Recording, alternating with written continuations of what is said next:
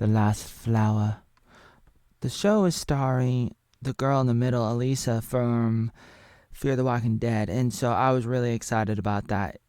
The whole entire series is pretty good, and it deals with a lot of good things that I think a lot of people should think about. Really, they should think about it, and it's very good. However, the ending is a little off. Unfortunately, it's a little off, but the whole entire series is pretty good. Once upon a time, this girl, Elisa, her name's Alice in the show, and she's a little girl, and she has a great mother, and her father's not too bad, but her father's really violent, and then she didn't know what to do. And then there was a fire, and there was a librarian who she met one time when she ran off. She ran off the farm. They were living on a farm, and she went into the city barefoot, and she was like 7 years old.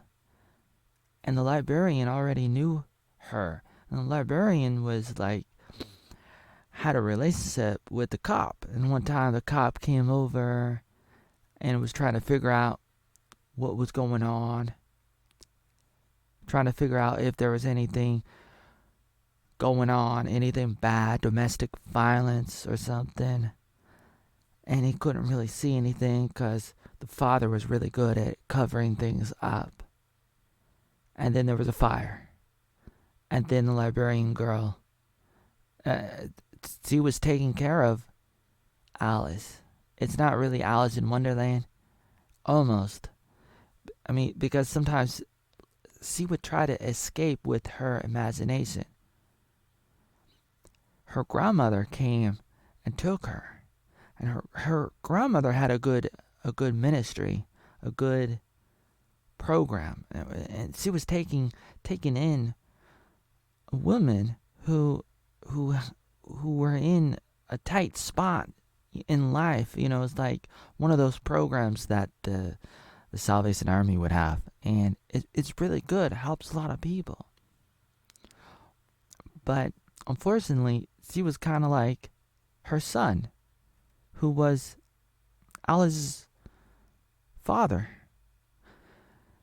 Alice's grandmother took her in, even though the librarian wanted to take care of her.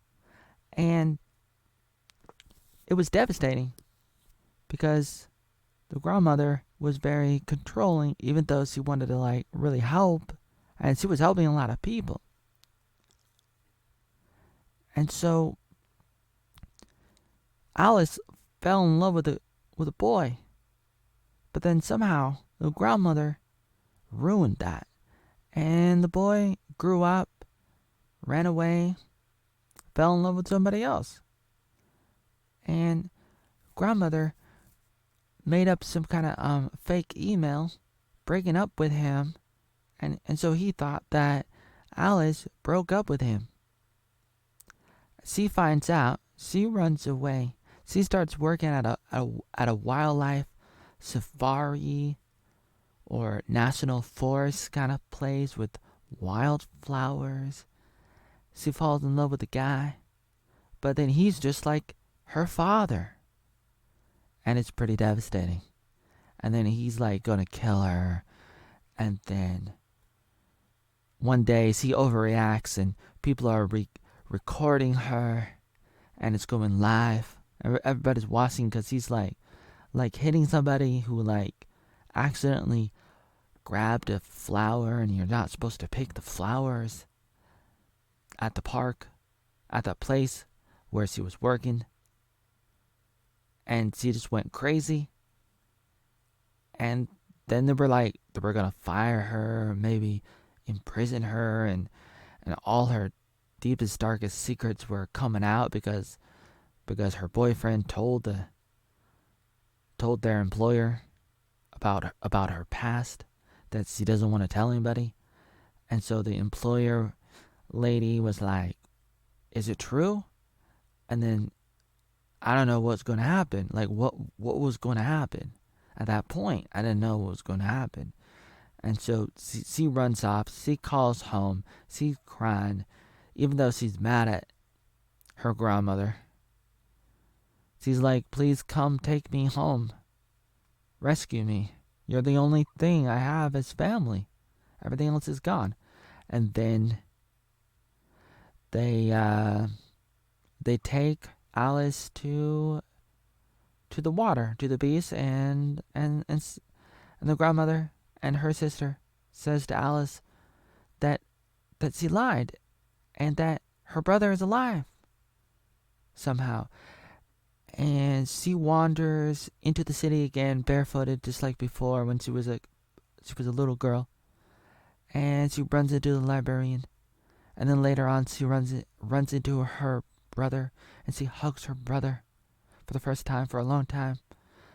And it's very meaningful. And it's very powerful.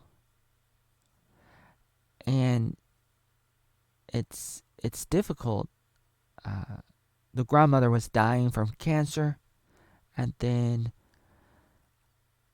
she had one great last night with her family, her daughter, who was really cool, and she was in another show or something that I remember, and so she's very admirable, very interesting, very attractive, and so I like the daughter there. She's the aunt of Alice, and the grandmother has one last night, and then she dies, and it was really good, but also very sad. And she wrote letters to everybody, telling them what they need to know, her regrets in life, and she was really full of regret and how she felt and everything. And she said that she was wrong. Then there was a funeral, and a lot of people came. And I was hoping that the show would continue, because I wanted to see what would Alice do.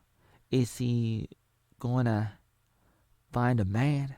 I wanna see that. But instead, we get a monologue at the end of the show. The last few minutes is a monologue. I mean, it's a great show. I recommend the show. And I like Alice. I like the actress who plays Alice from The Walking Dead, Fear the Walking Dead. You know, like I like Walking Dead. I have a thing for The Walking Dead. I mean, I love The Walking Dead so much. I mean, there's problems with The Walking Dead, but I appreciate stuff from it. You know, like, it's pretty good. So I like this show too. I like this The Lost Flower of Alice Hart. But the end, I'll tell you what, the end, there's a monologue. And it's like, damn the patriarchy. Because we gotta make the voices of the women be heard for the first time ever. And it's true. That's good. And sometimes guys are mean and abusive, and it's really bad. But we already know that. And do you really have to beat us over the head for the 1 millionth time about all that? Man, no. I don't want that. So anyways, I just wanted you to know that it's a pretty good show. The aunt, Alice's aunt, here's Alice. If you can see my mouse pointer, that's Alice in the middle, and the girl to your right, the hotter girl, the younger girl, that's the aunt. That's the daughter of the grandmother, and she's pretty hot. I'm attracted, okay? I'm attracted to her. And I'm not happy about the damn the patriarchy thing.